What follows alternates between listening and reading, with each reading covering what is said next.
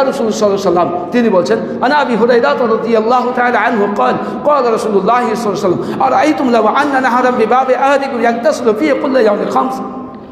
মহান আল্লাহ তাবারক ওয়া তাআলা রাসূল সাল্লাল্লাহু আলাইহি ওয়াসাল্লাম তিনি বলছেন যে এই সাহাবীর দল, এই মুসলমানেরা, এই দুনিয়ার মানুষ, তোমরা শুনো, আরাইতুম লাউ আন্না নাহরাম, শোনো, তোমাদের মধ্যে যদি কেউ একটা পুকুরে, একটা নদীতে, একটা নালায় গোসল করে, একবার নয়, দৈনিক 5 বার।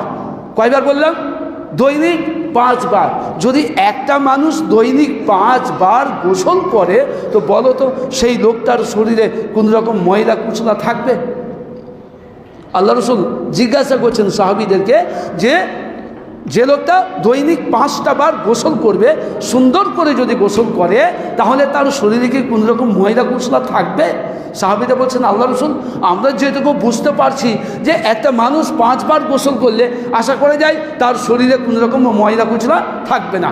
আল্লাহ রাসূল সাল্লাল্লাহু আলাইহি ওয়াসাল্লাম বললেন, অনুরূপ যদি কোনো ব্যক্তি, যদি কোনো গোষ্ঠী, যদি কোনো কওম, যদি কোনো ব্যক্তি, যদি কোনো জাতি 5টা বার দৈনিক খুশুসিয়াতের সাথে, পাবন্দির সাথে, আল্লাহ ভীতির সাথে যদি 5 ওয়াক্ত সালাত আদায় করে, তাহলে ওই লোকটার শরীরে, ওই লোকটার আমলনামাতে অনুরূপভাবে কোনো গুনাহ, কোনো অপরাধ থাকতে পারে না।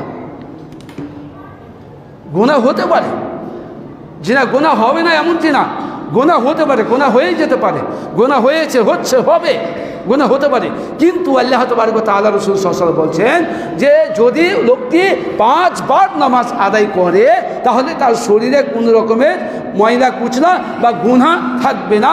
অর্থাৎ জোহর থেকে নিয়ে আল্লাহ রাসূল সাল্লাল্লাহু আলাইহি ওয়াসাল্লাম পরবর্তী একটা হাদিস উপস্থাপন করি, তাহলে আপনি বুঝতে পারবেন কিভাবে আপনার গুনাহগুলো আল্লাহ তাবারক ওয়া তাআলা ক্ষমা করবেন। আনা আবি হুরায়রা রাদিয়াল্লাহু তাআলা আনহু قال قال رسول الله صلى الله عليه وسلم الصلاة الخمس والجمعة إلى الجمعة ورمضان إلى رمضان مكفرة لما بينهن إذا اجتنبت الكبائر। দেখেন আল্লাহ তাবারক ওয়া তাআলা তিনি কিভাবে আপনার গুনাহগুলো ক্ষমা করবেন, কিভাবে আপনার জীবনে গুনাহ থাকবে না, একটু লক্ষ্য করবেন।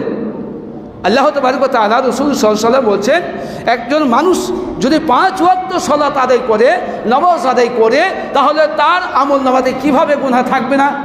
গুনাহ থাকবে না। রাসূল বলেছেন গুনাহ থাকবে না মানে থাকবে না।